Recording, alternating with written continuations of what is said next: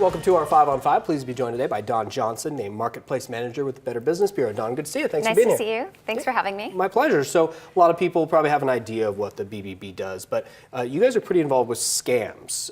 What aspect of this are you guys looking at? We are, and right now we're talking about giving scams because we're heading into wildfire season and everybody always likes to give to the relief effort there.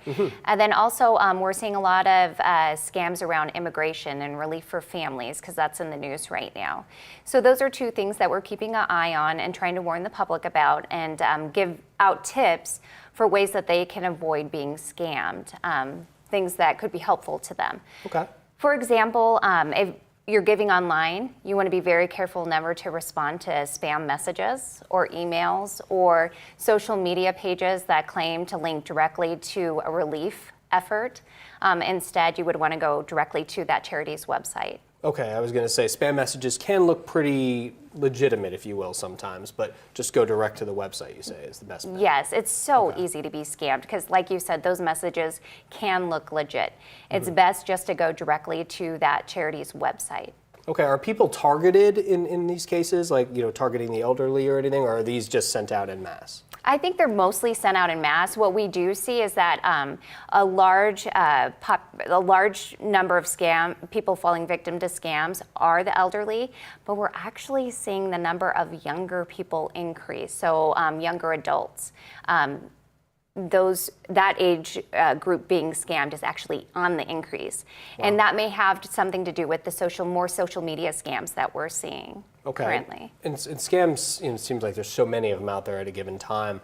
Do we have any ideas whether it's Oregon or regional or national numbers, how much money people are losing to scams? We do actually. So we have a tool called the Scam Tracker on bbb.org, and that's where we ask people to report scams if they ever feel like, even if they're not sure, is this a scam, is it not? Just report it to us because we'll follow up on it and check it out and see if it is.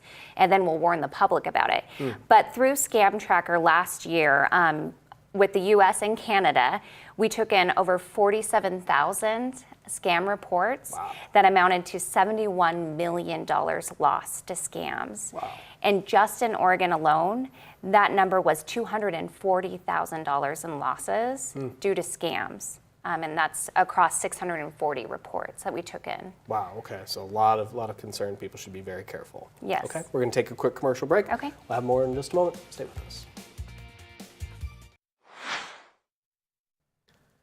Welcome back to our 5 on 5. Again, we're here with Dawn Johnson from the Better Business Bureau. So we're talking about scams and how people can avoid becoming a victim. And you asked people to report the scams on the Scam Tracker on your website. Is that also a resource for people to look up what's going on in their community? It is. So anyone can get on there and actually put in their zip code and see what kind of scams are circulating in their community. Okay, and what do you have some advice for people who, I get calls, we all get calls, right, that just don't sound right, and we hear in the news business, plenty of times where people will get a call from the sheriff's office or someone claiming to be, of course, saying you didn't show up for jury duty or you didn't pay your power bill, we're going to cut you off.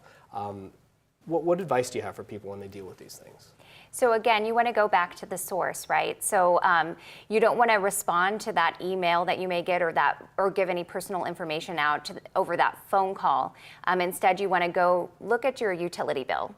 Call the number that's actually on that bill, or look up the website and call the number that's actually on that website. So again, go back to the source and verify. Yeah, verify. That makes a lot of sense. Okay, it's summer, it's July now, how quickly it goes. Are there a lot of travel scams going on right now?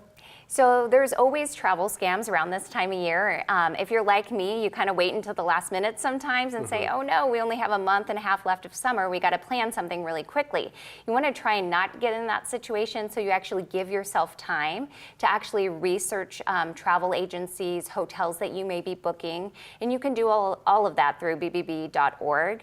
Something else you want to do to avoid or help avoid travel scams is to not use broad internet searches. So getting on Google and putting in the best deal. Okay. That could open up a Pandora's box of scams that you might be exposed to. So those are a couple of tips that you can do to help prevent scams. Okay, what about around travel? Sorry, yeah, go ahead. No Okay. problem. What about like crowdfunding sites? Are those, are there a lot of things up there that are scammers? Yeah, so we're seeing a lot of that. That's something that's fairly new, and we're actually seeing a lot of those around the immigration issue and relief for families. So if you're considering giving to a crowdfunding site, first thing you want to do is ask a lot of questions. If the organizer isn't being responsive or not offering a lot of details, then that's a red flag, and you want to watch out for that. If you do still want to give through crowdfunding, give to somebody you know. Okay, all right, very good. Good to see you. Thanks for being here. Thanks for Appreciate it. having me. All right, stay with us. We'll be right back.